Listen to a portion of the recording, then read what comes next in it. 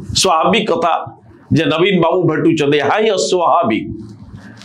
हठात नवीन बाबू एते hyper active हवा पछर कौन राजनीतिक स्थिति थाई पारे। नवीन बाबूंकर देह खराब को नहीं की तांकर भाई नवीन निवास आसीबा प्रेम पटनायक नवीन निवास रे बसीबा आउ विधिबद्ध भाव रे स्ट्रैटेजिकली नवीन पटनायक प्रेम पटनायक गोटे टेबुल रे बसी थिबार गोटे वीडियो को लीक करा जिबा प्लांट करा जिबा सोशल मीडिया रे आ विभिन्न मीडिया रे यहाँ पछर निश्चित बड़ा राजनीति रही। एबे बिजू जनता दलर स्थिति एभली छक्का पंजा आउ गोष्ठी कंदल तीव्र स्तर रे यहाँ अनेक विश्वास न करि पारंती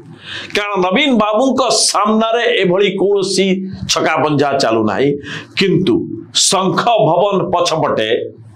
और नवीन निवास बाहर किंतु बीजेडी नेता भितर एबे छक्का पंजा जोरदार चली कौन है पारे कारण